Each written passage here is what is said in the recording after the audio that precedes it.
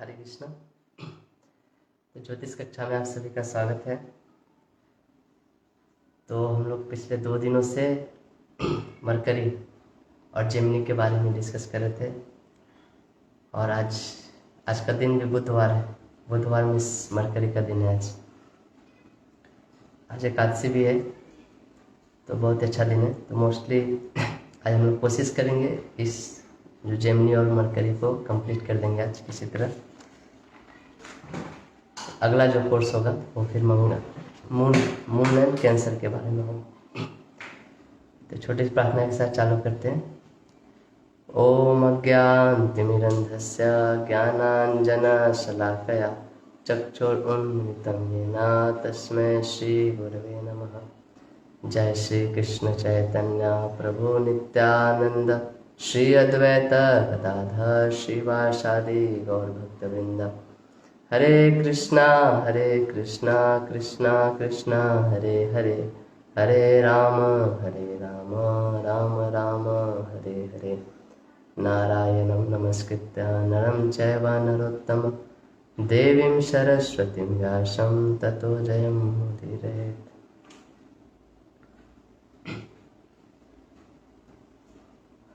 तो हमने कल मरकरी के बारे में बहुत कुछ डिस्कस किया था। जिन लोगों का छूट गया है वो कोशिश करिए पहले के जो चीज़ हमने पढ़ाए हैं या पहले के क्लास में जो डिस्कशन हुआ उसको पूरा करने के लिए, क्योंकि हर क्लास में बहुत सारे टेक्निक्स बताए हैं, बहुत सारे प्रेडिक्शन के टेक्निक्स है, रेमेडीज़ के टेक्निक्स है, कुछ बेसिक्स भी हमने कवर किए हैं। तो वो सब अगर कवर नहीं हो तो समझने में प्रॉब्लम होता है आगे। और आप लोग कर रहे हैं, आप लोग अच्छा से कर रहे हैं, आप लोग क्वेश्चंस भी पूछ रहे हैं, बहुत लोगों ने ग्रुप भी ज्वाइन किया है, तो बहुत अच्छा से कर रहे हैं। बस और अच्छा से करते रहिए। प्रैक्टिस बहुत इम्पोर्टेंट है ज्योतिष सीखने के लिए। जब तक आप चार्ट लेके प्रैक्टिस नहीं करेंगे ज्योतिष पढ़ने का कुछ भी मीनिंग नहीं है। ज्योतिष आप पूरा पढ़ के भी कुछ भी नहीं जान पाएंगे जब तक आप प्रैक्टिस नहीं करते। कल जैसे मरकरी का रेमेडी बुद्ध के रेमेडी के बारे में बता रहा था। जैसे उसको जैसे च्यवनप्राश होता है या फिर गूसबेरी, आंवला और मिश्री खाना चाहिए जिसको स्टैमरिंग का प्रॉब्लम होता है। तो आंवला जो पेड़ है वो मरकरी का पेड़ है। आंवले से याद आया शुक्रवंशी का जो रेमेडी हमने दिया था 2 आंवले के पेड़ लगाने के लिए। तो जैसे तीसरा जो घर होता है, तीसरा घर नेवर का होता है, पड़ोसी का घर होता है। अगर पड़ोसी के घर में वेनस है या शुक्रवंशी है या शुक्रवंशी तीसरे घर से हो रहा है, तो शुक्रवंशी के जो प्रेडिक्शन है सब प्रेडिक्शन आप अपने पड़ोसी के लिए भी कर सकते हैं। उनका भी वो प्रॉब्लम है आपके पड़ोसी का। तो ऐसे एक टेक्निक को आप बहुत जगह पे अलग अलग तरीके से आप अप्लाई कर सकते हैं। तो जेमिनी हमने इसके पहले जो भी जेमिनी जो साइन है वो साइन आप देखोगे एक मैन और वुमेन एक साथ खड़े रहते हैं, उसका साइन है। तो ये ह्यूमन साइन, इसके पहले जो भी साइंस है वो सब एनिमल के साइन देखोगे, कैंसर, लियो, टॉरस, ये सब जानवर द्वारा रिप्रेजेंट करते हैं। पहला साइन है जो ह्यूमन द्वारा। तो जो जहाँ पे भी जेमिनी होता है शरीर का वो पार्ट वो ह्यूमन की तरह डेवलप्ड होता है या बहुत ही वेल डेवलप्ड होता है। टॉरस जहाँ पे होता है डेट पार्ट आप बहुत सारा लोड लेके कैरी करते हो। बुल क्या होता है बुलक कार्ट होता है। Bullock cart he can carry big load और लॉन्ग टाइम।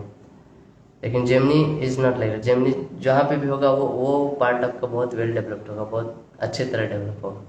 जैसे मान लीजिए किसी के चौथे घर में जेमिनी है तो उसका चेस्ट बहुत अच्छा डेवलप रहेगा, क्योंकि जेमिनी जो है वो ह्यूमन साइन। और किसी का एसेंडेंट अगर जेमिनी है तो वो आदमी बहुत सुंदर दिखेगा, he will be look very beautiful ना। उसका पूरा शरीर ही सुंदर रहेगा। जेमिनी एसेंडेंट वाला देखोगे वो बहुत ख्याल रखते हैं इन सब चीज़ों का। जेमिनी जो है वो तीनों चीज़ों का कारक होता है, कफ, पित्त एंड वात, तीनों मिला के होता है। जैसे आयुर्वेद में आपने पढ़ा होगा 3 दोष होता है, कफ, पित्त एंड वात। इस तीनों दोषों के कारण ही बॉडी में जो भी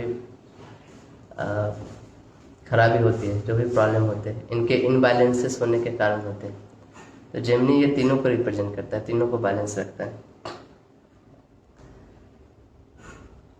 मरकरी जो है आपके मैटरनल पेरेंट्स को रिप्रेजेंट करते हैं। मैटरनल पेरेंट्स मतलब मामा मामी ऐसे। किसी का अगर मरकरी कंबस्ट है समझिए, तो उसके मामा मामी का लाइफ भी बहुत प्रॉब्लम में होगा, तो मामा मामी का लाइफ भी बहुत अच्छा नहीं होगा, हमेशा कुछ ना कुछ होते रहता होगा, क्योंकि मरकरी मामा मामी को रिप्रेजेंट करता है। किसी बच्चे जैसे किसी का जन्म हो रहा है, उसके जन्म के समय उसके मामा मामी का लाइफ देखना चाहिए कैसा है। अगर मामा मामी उस समय प्रॉब्लम में हो रहे हैं उसके जन्म के समय, इसका मतलब उसका मरकरी खराब है। और आप इसे एकदम डायरेक्टली स्नैपशॉट प्रेडिक्शन कर सकते हो कि मरकरी खराब है, और मरकरी खराब होने के जो जो प्रेडिक्शन होते हैं सब आप उनको देख सकते हो।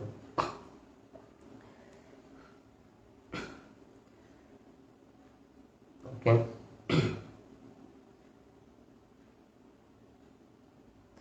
जो थर्ड हाउस होता है वो आपके स्किल्स को दर्शाता है, आपके इंटरेस्ट को दर्शाता है ना। तो उसी तरह जेमिनी साइन जो है वो आपका बहुत फेवरेट एरिया है।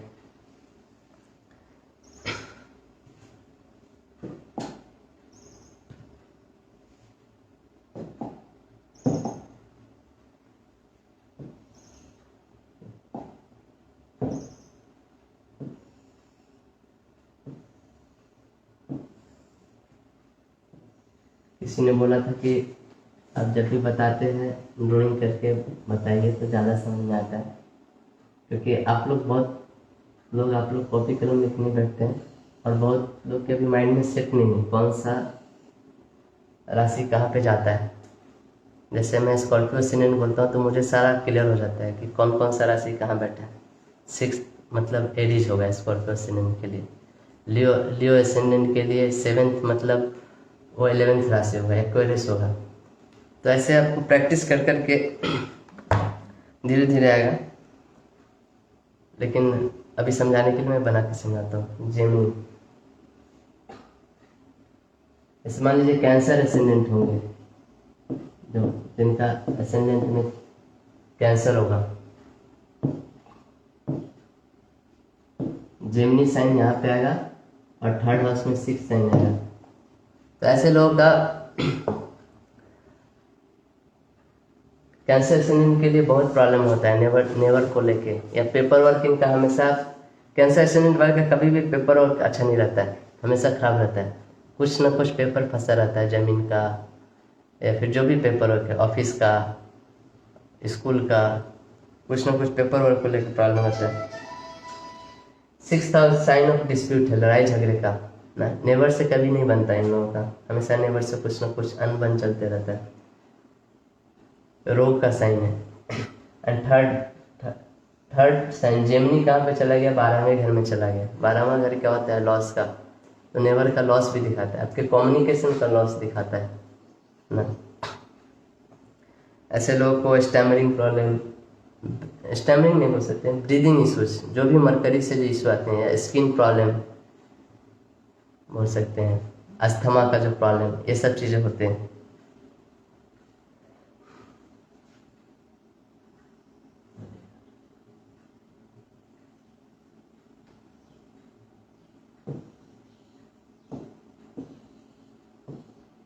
टॉरस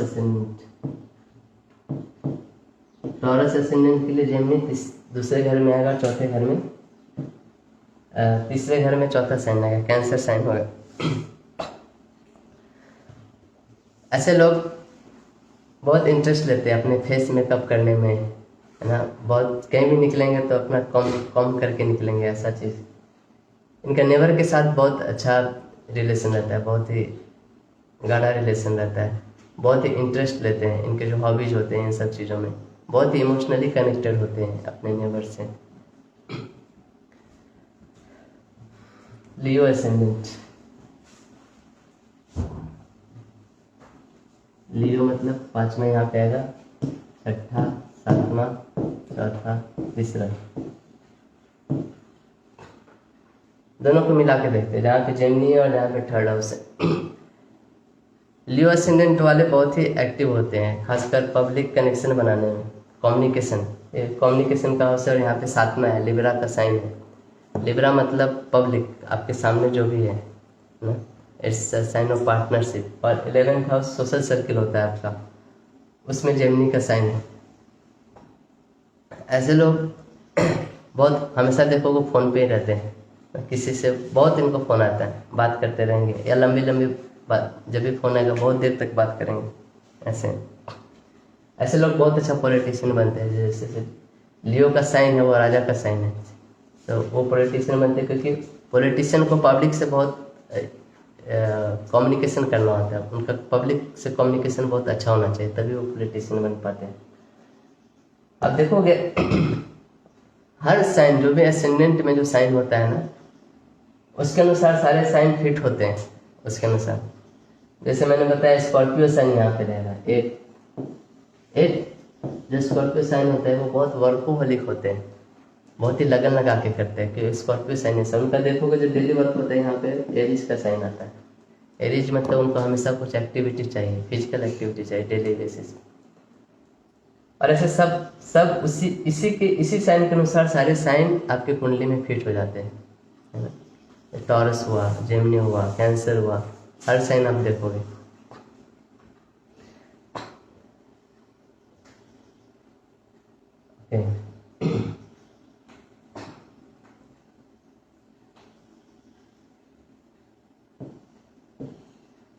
देखिए प्रिंसिपल है, जैसे मैं भावात भाव बोलता हूँ। तीसरा हाउस जैसे क्या बोले हम, कम्युनिकेशन का हाउस होता है। जो एक्वेरियस असेंडेंट होंगे, एक्वेरियस असेंडेंट वाले की जो वाइफ होगी वो हमेशा फोन पे लगी रहेगी, ये एक प्रेडिक्शन है। अब ये कैसे निकाले, देखिए 11 हो गया तो 12 आएगा, 1 2 3 4 5 6 7 8 9 10। तो वाइफ का घर ये होता है 7वां घर, बराबर। तो वाइफ का कम्युनिकेशन कहाँ से देखेंगे, 7वें घर से जो तीसरा घर होगा वो वाइफ का कम्युनिकेशन होगा। तो 7वें घर से 1 2 3 ये घर हुआ 9वां घर। इसमें कौन सी राशि बैठी है, लिब्रा की राशि बैठी है। लिब्रा क्या देता है, हमारा आउटरीच को दिखाता है, हम कितने पब्लिक से रिलेशनशिप, कम्युनिकेशन बहुत कम्युनिक। तो वाइफ क्या होगी, बहुत कम्युनिकेटिव होगी, हर चीज़ें एक दूसरे को बताती होगी। और जब हमारा न्यूक्लियर फैमिली रहता है तो हम कैसे बताते हैं एक दूसरे को, फ़ोन पे करके, फ़ोन पे कॉल करके, वीडियो कॉल करके। इसका मतलब ये हमेशा फ़ोन पे रहेगी। उसी तरह जो टॉरस असेंडेंट वाले होंगे, तो 2 3 4 5 6 7, उनकी माँ हमेशा फ़ोन पे होगी। टॉरस असेंडेंट वाले की माँ बहुत फ़ोन पे बातें करती होंगी। तो ऐसे करके आप एक ही प्रिंसिपल को चार्ट में बहुत जगह अप्लाई करके ऐसे ड्राइव कर सकते हो, है ना। अब कुछ रेमेडीज देखेंगे मरकरी का।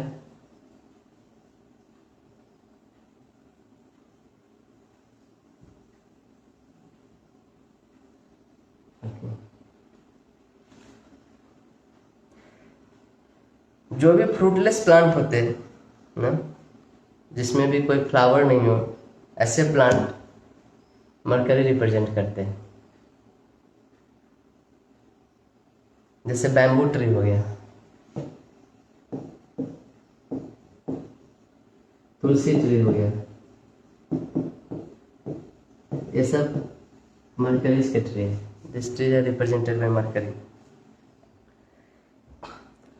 एक जो रेमेडी है मरकरी का है कि वो आप आंवला खाइए या गणेश जी की पूजा करिए। गणेश जी की बुधवार को पूजा करिए तो उससे मरकरी को स्ट्रेंथ मिलता है। विष्णु सहस्त्र नाम पढ़ने से मरकरी, क्योंकि विष्णु का जो डिटीज है वो मरकरी रिप्रेजेंट करता है। एक जो रेमेडी है मरकरी का, मरकरी क्या है, मरकरी मैंने बताया था यूनक है, ठीक, किन्नर भी बोलते हैं जिसको। तो आप किसी भी किन्नर को वेडनेसडे को या अमावस्या के दिन बुला के उनको 5 चीज़ें, 5 जो श्रृंगार की चीज़ें होती हैं उनको दान में देने से मरकरी अच्छा होता है। श्रृंगार की चीज़ें, मेकअप की चीज़ें, जैसे आप ग्रीन ग्रीन कलर का दे तो और भी अच्छा, ग्रीन लिपस्टिक, ग्रीन साड़ी ना, ग्रीन चूड़ियाँ, ऐसे चीज़ें। तो 5 ऐसे मेकअप के सामान देने से अच्छा होता है। इससे मरकरी रिलेटेड जो भी प्रॉब्लम होता है वो इम्प्रूव होता है। मरकरी जो साइन है डुअलिटी को रिप्रेजेंट करता है, क्योंकि मरकरी क्या है, एक बिजनेसमैन है। अब देखोगे मार्स जहाँ पे रहेगा बोलेगा कि मार्स बोलेगा I deserve this, I want this, ऐसे। लेकिन मरकरी ऐसा नहीं है। या टॉरस भी देखेंगे, टॉरस भी बोलेगा कि, या फिर वेनस जहाँ पे रहेगा वहाँ पे आम का भाव रहेगा, मुझसे ज़्यादा सुंदर कोई नहीं है। हमारा मरकरी ऐसा नहीं है, वो बिजनेसमैन है। बिजनेसमैन कभी भी ऐसा ऐसा चीज़ नहीं बोलेगा, क्योंकि उसको बिजनेस करना है, उसको ये करना है, वो सबका बातें लेके चलेगा। लेकिन वो बहुत सेल्फिश होता है बिजनेस में सबसे अच्छा बातें करे, लेकिन काम वो अपना ही करेगा ना। उसको वो देखोगे सब कुछ करने के बाद नेट प्रॉफिट उसी का होता है, ऐसा है। तो मरकरी ऐसा साइन है, बहुत इंटेलिजेंट साइन है, और बिजनेसमैन भी है साथ में। तो वो कभी भी फाइट नहीं करेंगे, चाहे कितना भी बड़ा से बड़ा प्रॉब्लम हो उसको बोल के सॉल्व करेंगे। मार्स एकदम उल्टा नेचर का है। मार्स छोटे से छोटे चीज़ों के लिए भी फाइट करके लेना चाहता है, वो अपना हक जमाना चाहता है। लेकिन मरकरी ऐसा नहीं, मरकरी जाएगा आपके साथ गले मिलेगा, आपके साथ रहेगा भी, लेकिन जहाँ पर उसको प्रॉफिट चाहिए वो अपना लेके चला जाएगा, ऐसा।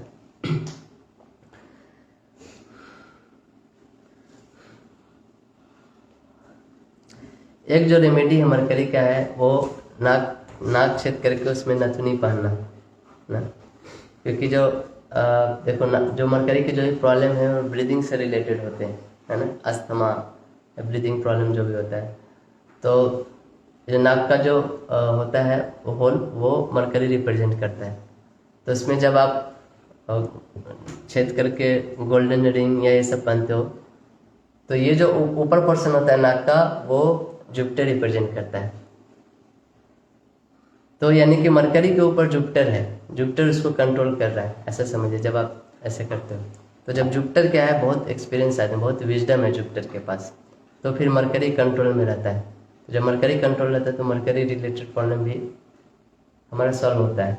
ये एक रेमेडी है। इसलिए आप देखोगे पहले के लोग नाक कान ये सब छेद करके उसमें पहनते थे।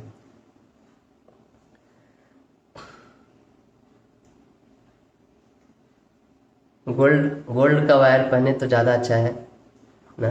एक रेमेडी में बताते हैं कि नाक छेद कर कम से कम 96 to 97 डेज तक वो गोल्डन रिंग पहनना चाहिए। आज भी देखो बहुत सारे एस्ट्रोलॉजर लोग ऐसा रेमेडी देते हैं। मरकरी जो है वो आपके आंट मतलब मैटरनल आंट, आपके फुआ फुआ या बुआ, जो भी आप लोग बोलते हैं, यानी कि फादर की जो सिस्टर है उसको रिप्रेजेंट करते हैं। तो अगर किसी के फादर के सिस्टर में, बुआ के लाइफ में अगर प्रॉब्लम चल रहा है तो उसको मरकरी रिलेटेड प्रॉब्लम उसके लाइफ में भी चलेगी। इसलिए कभी भी बुआ से अपना रिलेशनशिप खराब मत रखो ना। बुआ से अगर रिलेशनशिप खराब है तो आपका मरकरी भी खराब है ना। जब भी इसलिए जब भी जाओ घर पे, बुआ के घर पे मिलने जाओ, कुछ स्वीट लेके जाओ, कुछ अच्छी चीज़ लेके जाओ, उनसे अच्छा रिलेशनशिप डेवलप करो, आपका मरकरी भी बहुत अच्छे तरह से काम करेगा।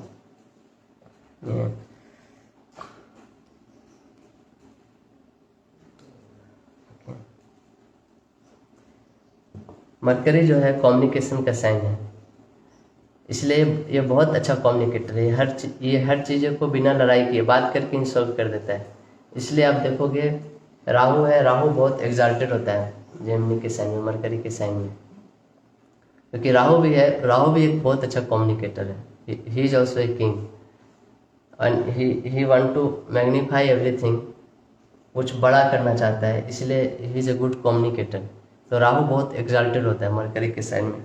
और देखोगे जहाँ पे मरकरी राहु कॉम्बिनेशन होगा, ऐसे लोग बहुत ही वाकपटु होते हैं, बोलने में बहुत एक्सपर्ट होते हैं। ऐसा बोलेंगे कि सामने वाला दंग रह जाएगा कि क्या बोल दिया। जैसे मैं एक एग्जांपल दिया था, एक मेरे फ्रेंड के जो बच्चा है बहुत छोटा है, लेकिन उसका मरकरी राहु कॉम्बिनेशन है। कभी कभी ऐसा वो आउट ऑफ बॉक्स आके चीज़ें बोलता है, लोग सोचते हैं कि ऐसा छोटा बच्चा ऐसे बातें कैसे बोल सकता है।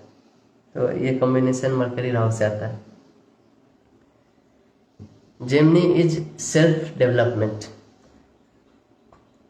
सेल्फ डेवलपमेंट जो हम सॉफ्ट स्किल्स जो हम डेवलप करें, क्योंकि जेमिनी क्या है, तीसरा घर है। तीसरा घर क्या होता है, हमारे हॉबी का होता है, हमारे इंटरेस्ट का होता है, हमारे सेल्फ डेवलपमेंट का होता है। तो किसी का जेमिनी अगर एफ्लिक्टेड है तो उसको बहुत प्रॉब्लम होता है अपने आप को ना इन स्किल्स को डेवलप करने के लिए। मरकरी का जो साउंड है और ट ठ ड ढ न, ये सब जो साउंड है मरकरी रिप्रेजेंट करती है। अगर आपके नाम में ये सब साउंड है तो डैट ये साउंड आपके मरकरी को एनर्जाइज करती है, स्ट्रेंथ देती है। ये एक अलग ही साइंस है। जैसे इसलिए लोग बोलते हैं ना, पहले के लोग आपका हॉरोस्कोप देख के आपका नाम रखते थे ना, आपका नक्षत्र देख के, आपका प्लैनेट देख के, कौन सा प्लैनेट आपके लिए बेनिफिक है, कौन सी राशि आपके लिए ज़्यादा बेनिफिक है, उस किस नक्षत्र में है वो। क्योंकि ये साउंड भी अपने आप में एक वाइब्रेशन कैरी करती है, एनर्जी कैरी करती है। तो हर प्लैनेट, हर राशि, हर नक्षत्र ये किसी किसी साउंड से कनेक्टेड है। जब वो साउंड का नाम, जब आप अपना नाम रखते हो तो आप उस एनर्जी से बहुत लिंक्ड हो जाते हो। अगर किसी बेनिफिक नक्षत्र का नाम है आपके साउंड में, आपके नाम में वो साउंड है, तो it will give benefic effects always. So that इसीलिए लोग पहले नक्षत्र देख के नाम रखते थे। ये साउंड जो है ट ठ ड ढ न, वो मरकरी को रिप्रेजेंट करते। किसी का मरकरी किसी के मरकरी खराब है और उसके नाम में ट ठ ड ढ ये सब साउंड है तो वो बहुत खराब इफेक्ट देगा, तो उसको नाम चेंज करना चाहिए। मरकरी बैड है, ऐसे लोगों का पेपर वर्क बहुत खराब रहता है, वो पेपर वर्क बहुत लूज करते हैं ना। मतलब कि ये सब कुछ कुछ चीज़ें हैं जो देख के आप खुद समझ सकते हो कि किसी का पेपर वर्क खराब है, वो हमेशा इधर उधर पेपर गुम कर देता है, इसका मतलब इसका मरकरी खराब है। आपको चार्ट देखने की भी जरूरत नहीं है, लोग के हैबिट देख के, लोगों का रख रखाव देख के आप बहुत कुछ प्रेडिक्शन कर सकते हैं। इसलिए कैंसर एसेंडेंट वाले का हमेशा पेपर वर्क प्रॉब्लम रहता है। तीसरे हाउस में अगर वेनस रहे और वेनस के साथ मार्स रहे तो नेबर के साथ अफेयर होता है। वेनस क्या है, रिलेशनशिप, और मार्स क्या है, पैशन देता है, और तीसरा घर क्या है, नेबर्स का है। तो नेबर्स के साथ रिलेशनशिप रहता है तो अफेयर रहेगा। तीसरे घर में अगर कैप्रिकॉर्न राशि है, मान लीजिए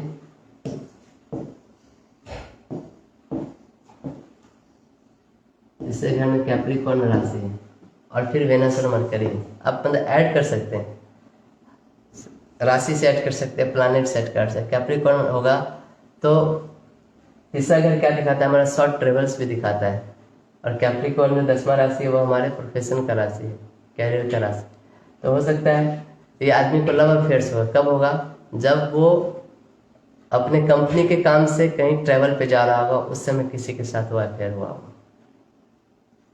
ऐसा तो तीनों को मिला के, हाउस को मिलाइए, राशि को मिलाइए और प्लैनेट को मिलाइए, तीनों को मिला के प्रेडिक्शन करते हैं। और यही कॉम्बिनेशन वेनस मार्स के 5th हाउस में हो तो उसको पढ़ाई के समय किसी से लव अफेयर्स हुआ होगा, है ना। वही 10th हाउस में हो तो उसको अपने कंपनी में किसी के साथ अफेयर हुआ होगा। तो अलग अलग हाउसेस में आप ऐसे करके प्रेडिक्ट कर सकते हैं। वेनस और मरकरी हो तो मल्टीपल अफेयर्स होगा, क्योंकि मरकरी क्या करता है, मल्टीप्लाई करता है, किसी भी चीज़ को मल्टीप्लाई कर देता है। रिलेशन को मल्टीप्लाई करना मतलब बहुत सारे अफेयर्स रहते हैं।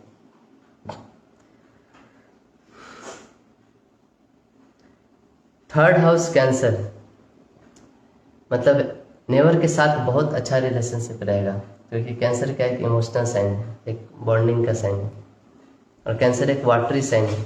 तो घर के आसपास पानी का कोई सोर्स होगा, पानी का सोर्स जैसे तालाब टाइप का हो सकता है, नदी टाइप का हो सकता है, ये सब टाइप का सोर्सेस। केतु अगर तीसरे घर में होगा या चौथे घर में होगा तो वहाँ पे नेबर्स रहते नहीं होंगे, आपके नेबर्स छोड़ के चले जाएंगे। क्यों? क्योंकि केतु जो होता है चिल्ड्रन का कारक होता है, और केतु जब वहाँ पे है, केतु जहाँ पे भी रहता है वो रिस्ट्रिक्शन लाता है, वो बाहर की दुनिया से कट करता है। तो ऐसे लोग वहाँ पे रह नहीं पाते, छोड़ के चले जाते हैं। अब कोई बोलेगा कि देयर आर मल्टीपल नेबर्स ना, तो उसको कैसे देखें? जो आपका तीसरा घर होता है वो नेबर का घर होता है। तीसरे घर से जो तीसरा होगा उससे आप दूसरे नेबर के बारे में देखेंगे। 3 1 2 3 5वां घर से, फिर 7वें घर से तीसरे नेबर के बारे में देखेंगे। 9वें से चौथे नेबर के बारे में देखेंगे। किसके नेबरहुड में सिर्फ एक ही नेबर हो सकता है, एक ही पड़ोसी हो सकता है, किसी के 3-4 पड़ोसी, तो हर पड़ोसी का आप ऐसे देख सकते हैं, भावत भावम जो प्रिंसिपल है उसको अप्लाई करके। और जो भी अगर मान लीजिए 2-3 प्लैनेट होते हैं तीसरे घर में, तब कौन सा प्लैनेट देखेंगे नेबर के लिए? जो भी प्लैनेट आपके लग्न डिग्री के, कस्प डिग्री के जो सबसे क्लोज होगा उसका इफेक्ट वो नेबर पे ज़्यादा पड़ेगा।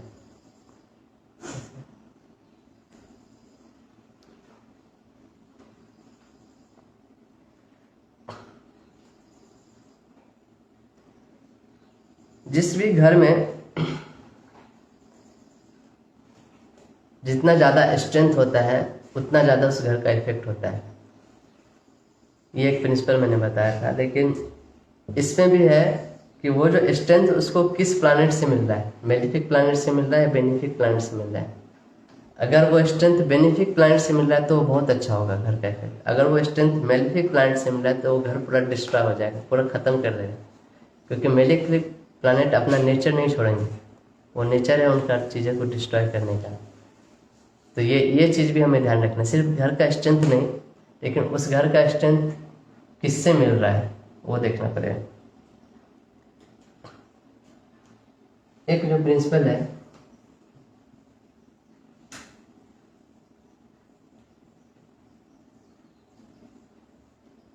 ऐसे हम लोग प्रेडिक्शन करते हैं कोई भी चीज़ का, इवेंट का, तो ये एक टेक्निक है। आप ऐसा मत सोचिए कि यही टेक्निक है।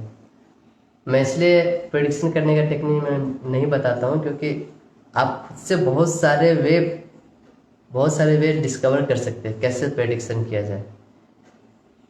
क्योंकि क्या होता है, कभी कभी चीज़ें बता देने से हम उसी तरह से सोचने लगते हैं और हर चीज़ें में वही रूल अप्लाई करते हैं, लेकिन ऐसा नहीं है। क्योंकि ये जो एस्ट्रोलॉजी है वो एक इंट्यूशन का साइन है, सिर्फ एक वे में नहीं जाएगा। There are different ways of predicting the things. तो जैसे मान लीजिए, जैसे आप एक हाउसेस है, फिर उसके ऊपर राशि है, फिर उसके ऊपर प्लैनेट है। तो पहले प्रेडिक्शन कैसे करिए? पहले हाउसेस देखिए, कौन से हाउस में देखते हैं, फिर राशि देखिए, फिर प्लैनेट देखिए। जैसे एक एग्जांपल के लिए लीजिए, जो भी हाउस का जो सिचुएशन है वो बताता है कि उस हाउस से रिलेटेड इवेंट होगा कि नहीं। जो हाउस लॉर्ड है वो बताता है कि ये इवेंट कब तक होगा ना, how long this event will happen. और जो भी उस हाउस का सिग्निफैक्टर है वो ये बताएगा कि उस इवेंट का क्वालिटी क्या होगा। ठीक, जैसे मैं बताता हूँ कभी कभी वेनस रिलेशनशिप का कारण है, या 7th हाउस से मैरिज देखते हैं, या 7th हाउस का लॉर्ड। अब तो कभी कभी लोगों को कन्फ्यूजन होता है आखिर देखना किससे मैरिज, तो तीनों से देखते हैं, तीनों का अपना अपना रोल होता है। जैसे मान लीजिए 7th हाउस है, ठीक है, या 4th हाउस में लिब्रा साइन है, तो लिब्रा साइन है और मार्स है, ऐसे मान लीजिए, ठीक है। तो मार्स क्या देता है? फाइटिंग देता है, फाइट देता है, झगड़े का कारक है। और 4th हाउस क्या है? हाउस है, तो घर में झगड़े होंगे। और 7th हाउस क्या है? मैरिज क्या है, तो घर में मैरिज रिलेटेड इश्यूज के ऊपर झगड़े होंगे ना, एक दूसरे का मैरिज को लेकर झगड़े होंगे। 7th हाउस है, 7th हाउस में जो राशि है, जो लॉर्ड बैठे हैं, वो डिसाइड करेंगे कि मैरिज होगा कि नहीं होगा। और 7th हाउस के जो लॉर्ड हैं, जो भी राशि हो 7th हाउस में, उसके जो लॉर्ड हैं, वो उसके सिचुएशन से पता चलेगा कि whether marriage how much time it will work out ना। और जो वेनस है, जो कारका है 7 हाउस का, मैरिज का, रिलेशनशिप का, उसके सिचुएशन से देखेंगे वो कैसे स्थिति में है, उससे पता चला है कि मैरिज में जो रिलेशनशिप होगा उसका क्वालिटी क्या होगा। मैरिज भी हो सकता है और हमेशा के लिए चले, लेकिन ऐसा भी हो सकता है पति पत्नी एक दूसरे से बात ना करते हो, है ना, या बहुत अच्छा रिलेशन हो, तो वो वेनस उस चीज़ को सिग्निफाई करेगा, है ना। तो इस तीनों चीज़ों को मिला के हम लोग प्रेडिक्शन करते हैं। जैसे हर हाउसेस में ऐसे देखिए, हर हाउसेस में कुछ इवेंट्स होते हैं, वो इवेंट्स होंगे कि नहीं वो हाउस से पता चलेगा, हाउस अच्छा है या हाउस खराब है, हाउस में बैठे हुए जो राशि है वो अच्छी है खराब है, उस हाउस का जो लॉर्ड कहाँ बैठे उससे ये पता चलेगा वो इवेंट कब तक रहेगा। और उस हाउस जो चीज़ देख रहे हैं उसके जो सिग्निफिकेटर होते हैं, हर चीज़ का सिग्निफिकेटर होता है ग्रह में, तो उसके सिग्निफिकेटर से पता चलेगा कि वो कैसा होगा, उसका क्वालिटी क्या होगा, ऐसे करके। तो ये तीनों को मिला के हम लोग प्रेडिक्शन देते हैं, ठीक।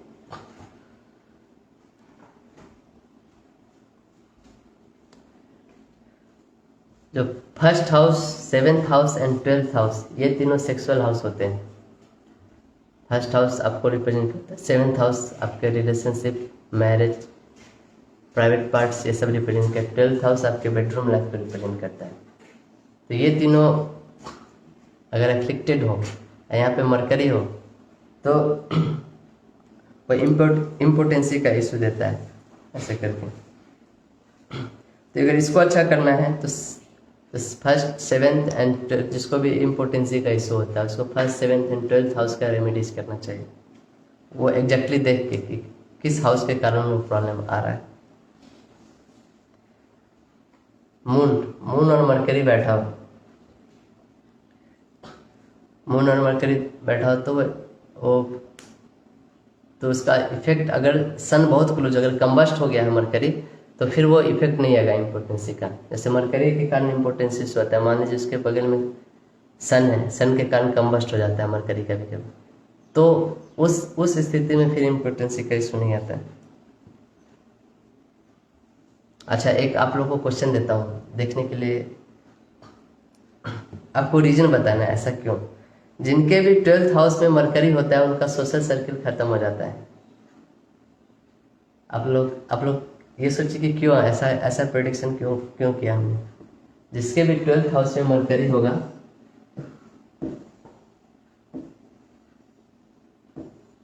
ट्वेल्थ हाउस ये वाला होता है, अगर यहाँ का जो मरकरी होगा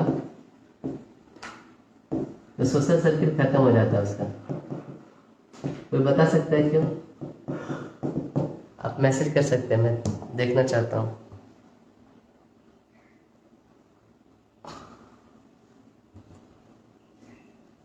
कुछ लोग तो रिप्लाई करेंगे।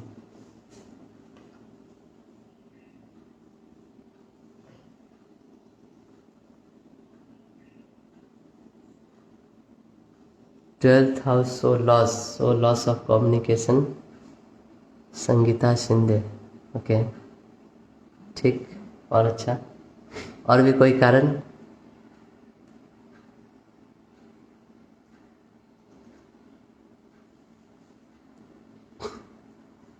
नीलेश ठाकर, मुक्ति हाउस। सो मुक्ति होने से सोशल सर्किल का कैसे रिलेशन है?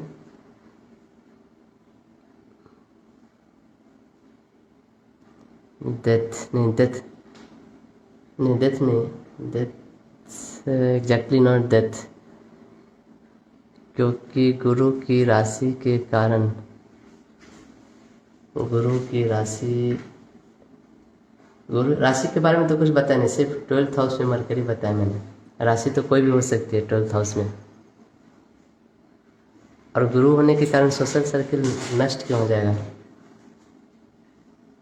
Okay, Mansi Kulkarni, communication loss, so social circle will be weak. Okay,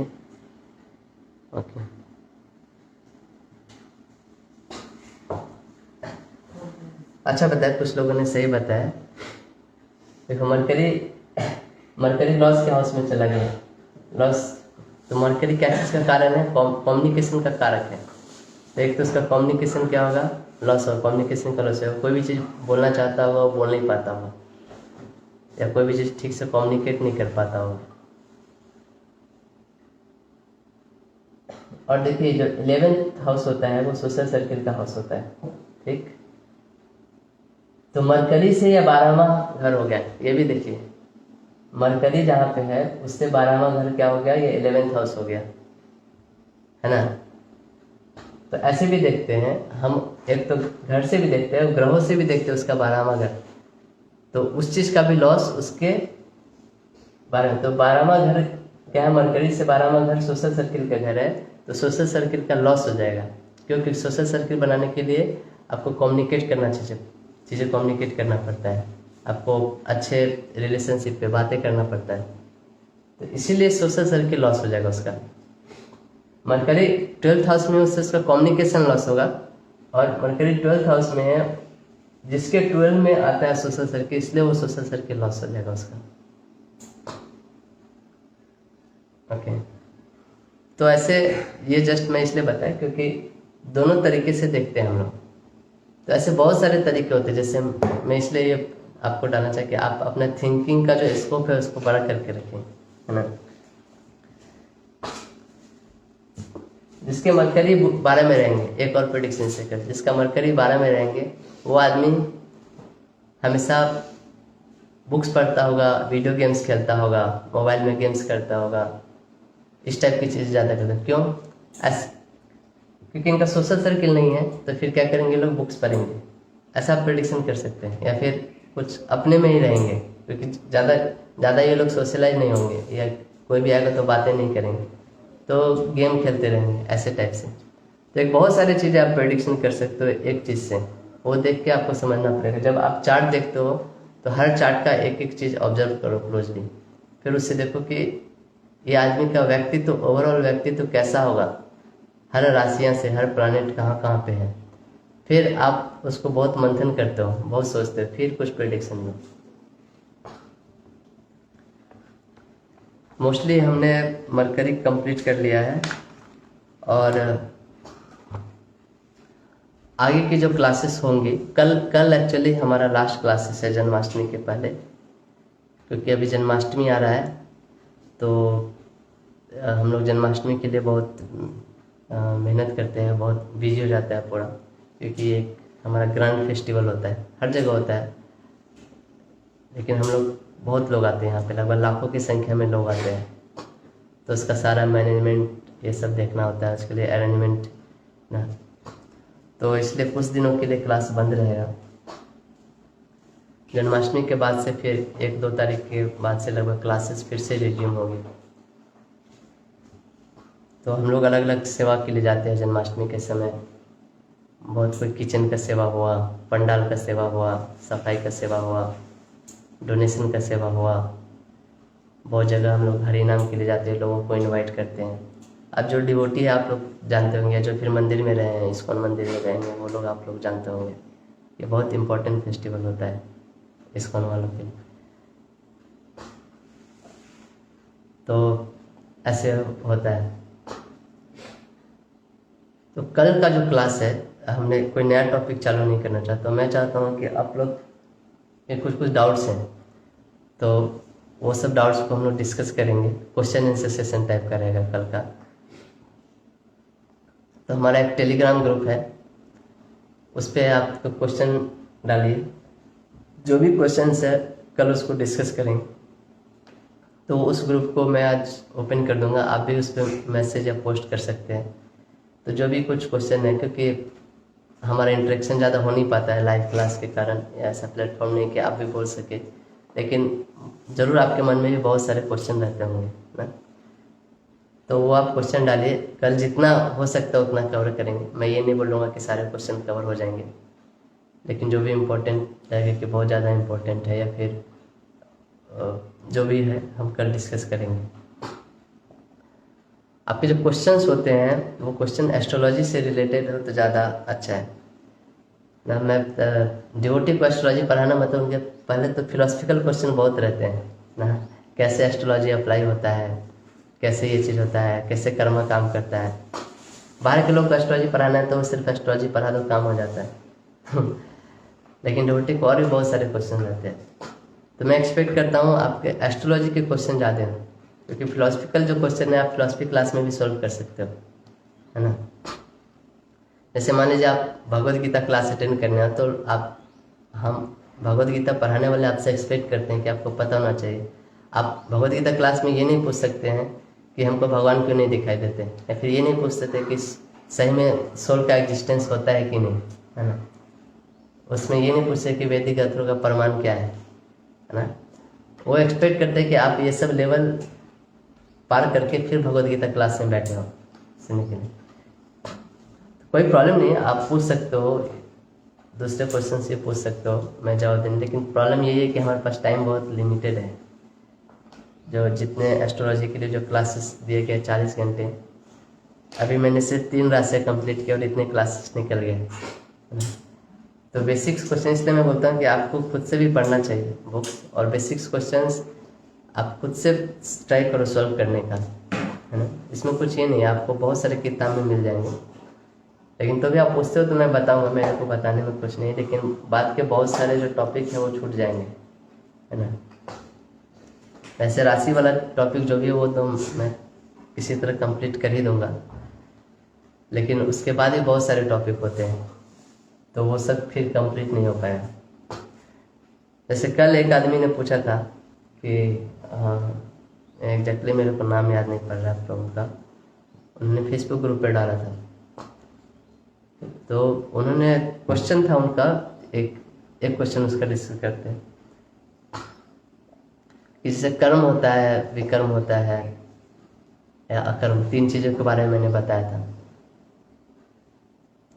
तो बोलते हैं कि जब हम अच्छे काम करते हैं तो उसका अच्छा फल मिलता है, विकर्म होता है और पाप का काम होता है। तो जो रेमेडीज जो हम लोग करते हैं एस्ट्रोलॉजी में, तो रेमेडीज करने से हमारा पुण्य बढ़ता है, तो वो जो विकर्म का जो पाप होता है उसको काट देता है। तो फिर ऐसे इसी टाइप का कुछ क्वेश्चन था, एग्जैक्टली मेरे को याद नहीं पड़ रहा है। तो फिर ये रेमेडीज कैसे काम करता है, इस टाइप से कुछ क्वेश्चन था। आज भी वैसा क्वेश्चन एक वैसा है कि अगर हम रेमेडीज जो करते हैं, हाँ, उसमें जो कर्म करे तो कर्म बंधन में अटक जाएंगे ना, कर्म कांड हो जाएगा। हाँ हाँ हाँ, तो उसको कैसे बाहर निकाल सकते हैं? हाँ हाँ, एग्जैक्टली इसी टाइप का क्वेश्चन था। देखिए मैंने बताया था पहले आपको कि जो भी आपका चार्ट है उसमें आपके इस लाइक योर पेंडिंग कर्मा, आपने पिछली लाइफ में जो जो चीज़ किए हैं उसके अनुसार वो वहाँ पे आके बैठे हैं। कोई भी ग्रह या कोई भी राशि आपकी किस हाउस में बैठे उसके पीछे बहुत बड़ा कारण है। वो ऐसे ही घूमते घूमते मन के आके बैठ गया, ऐसा नहीं है। तो ये भी एक बहुत डिटेल स्टडी, ये तो अभी मैं थोड़ा एडवांस स्टडी होता है इसलिए टच नहीं कर रहा हूँ। जैसे अभी मैं सिर्फ मरकरी का बता रहा हूँ तो मरकरी के गुण धर्म बता रहा हूँ, समझो ऐसा। लेकिन मरकरी क्यों, आपका जो मरकरी है वो 12वें घर में आके बैठ गया, क्यों आपका मरकरी तीसरे घर में आके बैठ गया, इसके पीछे कारण है। क्यों वेनस आपके दूसरे घर में बैठ गया, क्यों आप शुक्रवंशी हुए, आपने किसी का वो किया होगा।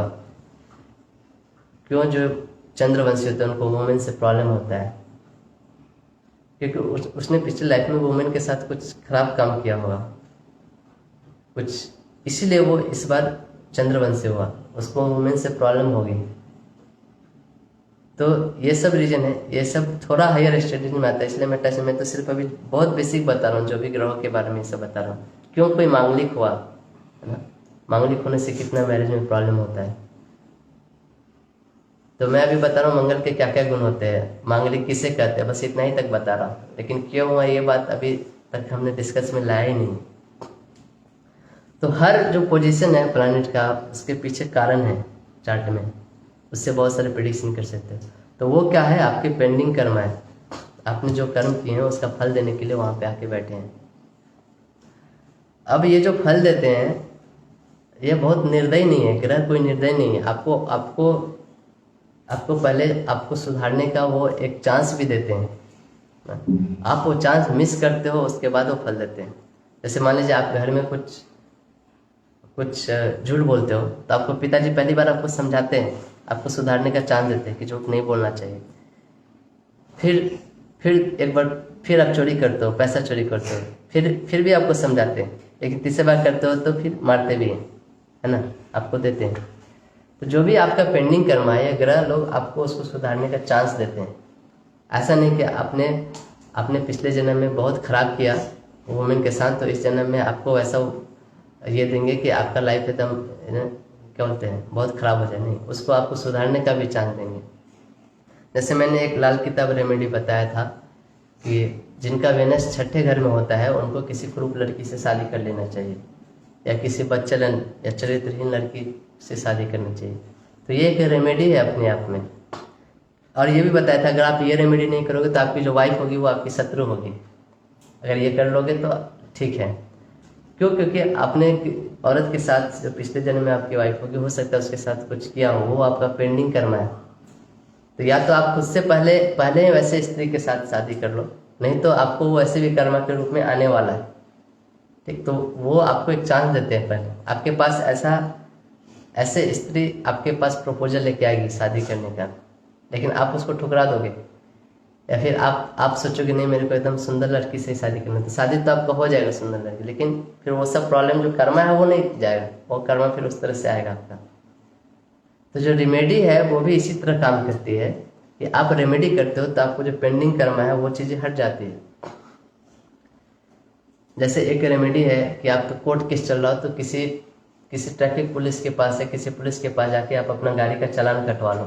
उसको कुछ चालान कटवा लो मतलब कि पकड़ता है ना कभी कभी, आप अपना गाड़ी का ये दिखाओ, पेपर दिखाओ, ड्राइविंग लाइसेंस दिखाओ, तो आप नहीं भी पकड़ा तो भी जाके दो, क्योंकि आपका जो कोर्ट केसेस चल रहा है गवर्नमेंट के साथ कुछ आपका पेंडिंग कर्मा है। और जब वो पैसा आप देते हो पुलिस को, तो एक्चुअली वो पैसा आप गवर्नमेंट को दे रहे हो, क्योंकि पुलिस गवर्नमेंट का रिप्रेजेंटेटिव है, तो आपका उससे पेंडिंग कर्मा कटता है।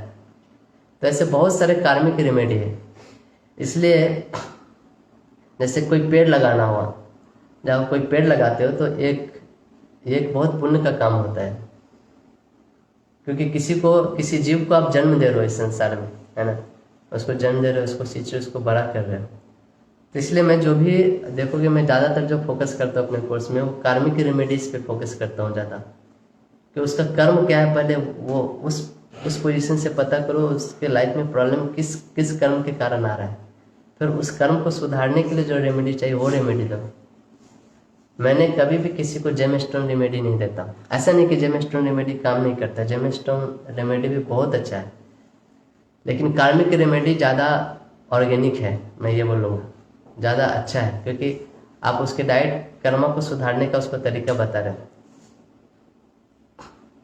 जैसे कोई चंद्रवंशी होता है तो एक रेमेडी है कि आप वुमेन को रिस्पेक्ट करो। मैं उनको बोलता हूँ आप वुमेन को घर पे बुलाओ, उसको खाना खिलाओ, उसको साज श्रृंगार के सामान डोनेशन में दो, उसका रिस्पेक्ट करो।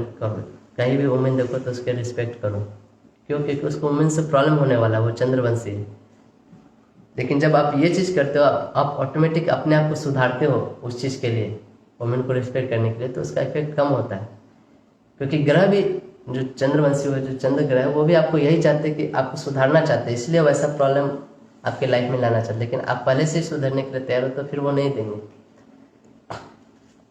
तो पहले मैंने बताया था कि जो भी हॉरोस्कोप है उसके हर हाउसेस में कुछ चीज़ें फिक्स रहती है और कुछ चीज़ें फ्री विल पे डिपेंड करती है। ये ऐसा नहीं है कि सब कुछ आपके पहले कर्मा के अनुसार डाल दिया, लॉक कर दिया, अब पूरा जीवन इसी के अनुसार चलेगा और आप सिर्फ बैठ के जैसे टीवी में मूवी देखते हैं वैसे देखते रहिए अपने लाइफ का नज़ारा। ऐसा नहीं है, उसमें फ्री विल इन्वॉल्व होता है। आप उस चीज़ को बदल सकते हो अपनी इच्छा से, अपना इच्छा शक्ति का यूज करके, फ्री विल का यूज करके। और रेमेडीज का स्कोप यहाँ पे आता है जहाँ पे आपका फ्री विल होता है। ठीक, आप उस जो आपका जो विकर्म है या सिंफुल एक्शंस है उसको आप काट नहीं रहे हो, बस वो रेमेडी करके उस चीज़ को कम करो, उसको हटा रहे हो। जैसे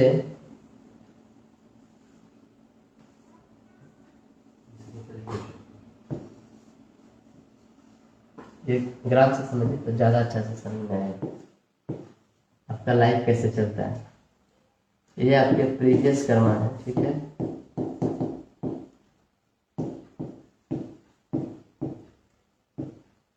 ये एक्स एक्सिस है मान लीजिए, वाई एक्सिस है, और ये आपका फ्री विल है, या समझिए अभी जो प्रेजेंट कर्मा समझिए, ये पास्ट कर्मा और ये प्रेजेंट कर्मा, और इस पे आपका लाइफ ऐसे चल रहा है, ठीक, दोनों पे चलता है। प्रीवियस कर्मा जो प्रारब्ध से है, जो पहले जन्मों जन्मों से आ रहा है, और एक प्रेजेंट कर्मा जो आपके फ्री विल, आपके लाइफ में कुछ घटना हुआ, जो घटना हुआ उसको आप चेंज नहीं कर सकते, लेकिन उस घटना में आप कैसे रिएक्शन कर सकते हैं, वो आपका हुआ प्रेजेंट कर्मा। जैसे मान लीजिए यहाँ से आपको मुंबई जाना है,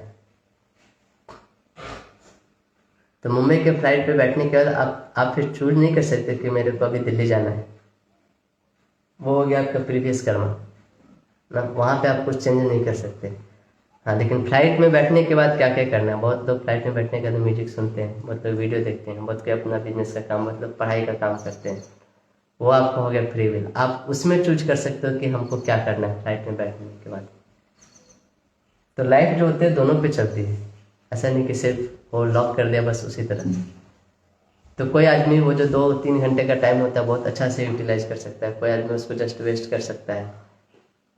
तो ऐसे तो दोनों का जो, तो रेमेडी का जो स्कोप होता है, ये जो स्फीयर होता है, ये जो स्फीयर होता है इस पे एक्ट करता है। आपका प्रीवियस कर्मा का फोर्स आ रहा है और आपका फ्री विल का फोर्स आ रहा है, तो अगर रेमेडीज करके इसको चेंज करें तो इसका डायरेक्शन हम चेंज कर सकते हैं। जिस भी वेक्टर का ज़्यादा पावरफुल होगा उस वेक्टर का ज़्यादा इफेक्ट होगा लाइफ पे। तो हम जब भी कोई रेमेडी करते हैं तो वो क्या रेमेडी करता है, उस प्लैनेट के लिए रेमेडी करते हैं, उस घर के लिए रेमेडी करते हैं। तो उस घर से रिलेटेड चीज़ें, उस प्लैनेट से रिलेटेड चीज़ें का वो जो कर्म होते हैं उसको काटते हैं लोग अपने फ्री विल का यूज करके। इसीलिए जो एस्ट्रोलॉजर्स होते हैं उनको ज़्यादा कार्मिक रेमेडीज देना चाहिए, क्योंकि लॉन्ग टर्म में यही रेमेडीज काम में आते हैं ज़्यादा। आप जेम स्टोन रेमेडी देते हो ठीक है, वो आपका प्रॉब्लम उस समय के लिए सॉल्व करता है, लेकिन वो आपको कर्म को काट नहीं सकता है। वो हो सकता है बाद में फिर से घूम के आप जेम स्टोन दिए, आपको कुछ प्रॉब्लम है, आपने मुँह से घुमा लिया, लेकिन ये कर्मा जो था फिर से घूम के इधर से आ जाता है, फिर आप ऐसे घुमाते हैं। तो इट्स लाइक आप बहुत ही क्षतिग्रस्त हो, बहुत ही त्रस्त हो, तो फिर जेम स्टोन ठीक है भाई बहुत ज़्यादा हो रहा है, थोड़ा तुम अभी रिलीफ करो ना, बाद में वो चीज़ें आएगी। तो ऐसे काम करती है। तो वो आपको इस क्वेश्चन का आंसर मिला होगा। ऐसे बहुत सारे क्वेश्चन हैं, मैं ये नहीं बोल रहा कि ये क्वेश्चन अच्छे नहीं हैं, क्वेश्चन बहुत अच्छे हैं, ये डाउट्स आते हैं सबके मन में, लेकिन अगर सिर्फ इसी टाइप के क्वेश्चन हम करते रहेंगे तो फिर एस्ट्रोलॉजिकल क्वेश्चन जो भी एस्ट्रोलॉजी का जो है वो फिर रुक जाएगा, फिर बाद में कब क्लास मिलेगा वो पता नहीं। फर्स्ट घर में अगर राहु है हाँ। और सातवें घर में अगर केतु है तो उसका प्रभाव क्या होगा? हाँ, पढ़ाएंगे राहु केतु के बारे में जब आएंगे तो पढ़ाएंगे, अभी पहले जितना पढ़ा है उसके बारे में लिखिए। राहु जो होता है बहुत ऑब्सेशन देता है, जहाँ पे भी राहु रहता है वो उस घर से रिलेटेड बहुत ऑब्सेशन देता है। ऑब्सेशन मतलब समझ रहे हैं, तो किसी चीज़ को मैग्नीफाई करके देखना। जैसे किसी के 7वें घर में राहु हो तो वो अपने मैरिज को लेके बहुत ऑब्सेशन रहेगा, रिलेशनशिप को लेके बहुत ऑब्सेशन रहेगा। 11वें घर में राहु हो तो अपने प्रॉफिट एंड गेन्स के लेकर बहुत ऑब्सेशन रहेगा, वो प्रॉफिट करने के लिए बहुत स्कीम निकालेगा, हर तरह के स्कीम्स निकालेगा, उसको सिर्फ गेन से मतलब रहेगा।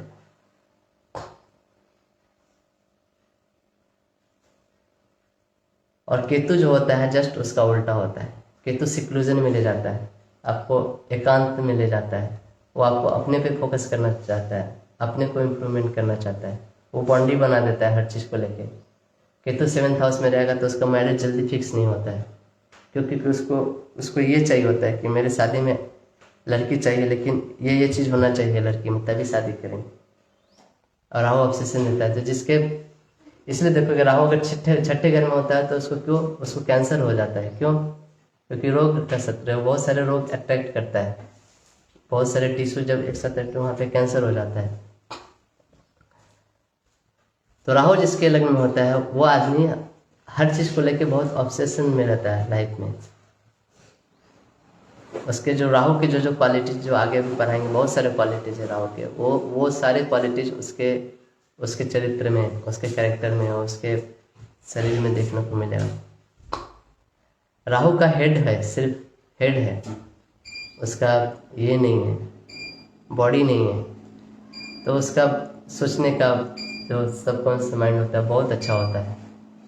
इसलिए जो बोलते हैं जो राहु बेस्ड एस्ट्रोलॉजर, जो राहु बेस्ड एस्ट्रोलॉजर होते हैं वो बहुत अच्छा प्रेडिक्शन कर पाते हैं, क्यों? अपने वो सबकॉन्शियस माइंड से ढूंढते हैं। मेरे 7वें घर में राहु है, तो 7वां घर का टाइम होता है शाम को 6 बजे के आसपास, 5-6 बजे के आसपास। इस समय में मैं प्रेडिक्शन करने बैठता हूँ तो बहुत सारे चीज़ें निकलते हैं अपने आप, अचानक दिमाग में आता है जो कभी सोचा नहीं था, क्योंकि वो राहु का टाइम है मेरे चार्ट के अनुसार। तो मेरे में उस टाइम में एक्टिवेट रहता है। राहु धुआं है, जहाँ भी रहता है धुआं करके इल्यूजन क्रिएट करता है। तो ये बहुत ही इंटरेस्टिंग प्लैनेट है राहु, पढ़ाएंगे तो आपको उस समय आएगा समझ में। तो यही बोलना था कि मैं टेलीग्राम ग्रुप आज खोल दूंगा, आपके जो भी क्वेश्चंस है उस पर डालिए, मैं कोशिश करूंगा कोर्सेज के बीच में भी उसका जवाब देने का। और कल जो सेशन है वो क्वेश्चन आंसर सेशन ही है। अगला जो टॉपिक है वो जन्माष्टमी के बाद चालू होगा। तो जन्माष्टमी के लिए हम लोग बहुत मेहनत कर रहे हैं। आप लोग में से भी कोई अगर जन्माष्टमी के लिए हेल्प करना चाहते हैं, कुछ डोनेशन देना चाहते हैं तो दे सकते हैं। ऐसा नहीं कि ये कुछ ये है गुरु दक्षिणा है, या फिर जिससे बहुत लोग सोचते हैं डोनेशन क्यों मांग रहे हैं। ऐसा नहीं, हम लोग हर साल जन्माष्टमी मनाते हैं और हम लोग इसलिए अभी छुट्टी ले रखे कि हम लोग अभी डोनेशन कलेक्शन करने जाते हैं, क्योंकि बहुत बड़ा इवेंट होता है, लाखों में रुपए खर्च होते हैं, लाख लोग आते हैं कम से कम। हर लोग को लिए पंडाल बनाना, प्रोग्राम करना, प्रसाद खिलाना, डीटेल्स, डेकोरेशन, बहुत कुछ लगता है। आप लोग में से बहुत लोग दास गदारपुर को जानते होंगे, तो उनके अगर आप डोनेशन देना चाहते हैं तो उनके नंबर पे भी दे सकते हैं, मेरे नंबर पे भी दे सकते हैं, या आप जो किसी को भी जानते हो गुरुकुल में उनके नंबर पे भेज सकते हैं। 100-50 जो भी, ऐसा कुछ नहीं है कि आपको देना ही है, ऐसा नहीं कि मैं आपसे डोनेशन मांग रहा हूँ। लेकिन अगर आपके यहाँ पे इस्कॉन है, मंदिर है, आपके यहाँ पे आसपास कहीं पे जन्माष्टमी का फंक्शन ऑर्गेनाइज हो रहा है, तो आप वहाँ भाग लीजिए, वहाँ के फेस्टिवल को बहुत ग्रैंड बनाइए, लेकिन ये फेस्टिवल में पार्ट लीजिए, क्योंकि जब भी आप ऐसे फेस्टिवल में पार्ट लेते हैं आप भी एक पुण्य का काम करते हो, क्योंकि आपके कारण आप उस चीज़ में कंट्रीब्यूट करें जिसके कारण बहुत सारे लोग आएंगे मंदिर में दर्शन करने, उनको बहुत फल मिलेगा, उनको उनका आध्यात्मिकता में ये होगा। तो मेरा नंबर यहाँ पे शायद आप लोग को पता भी होगा, 7066041570, ये मेरा नंबर है, इसे भी दे सकते हैं। दासपुर का नंबर है किसी के पास?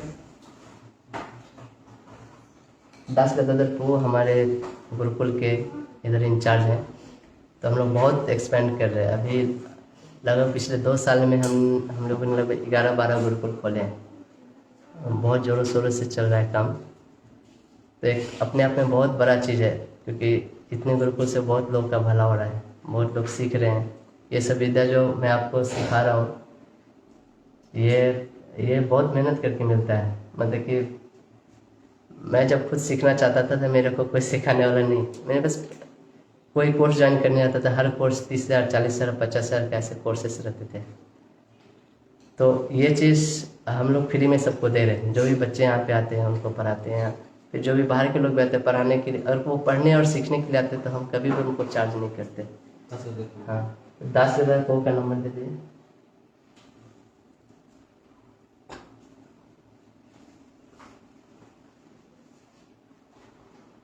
एट 084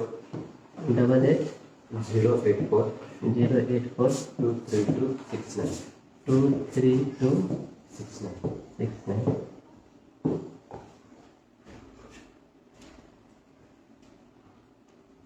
तो ठीक है, आप लोग प्रैक्टिस करिए। जो अगला जो 8-10 दिन का जो गैप है, ये आपके लिए बहुत अच्छा टाइम है कि आपका जो बेसिक्स, आपका जो कुछ पीछे का छूट गया है उसको रिवीजन करिए।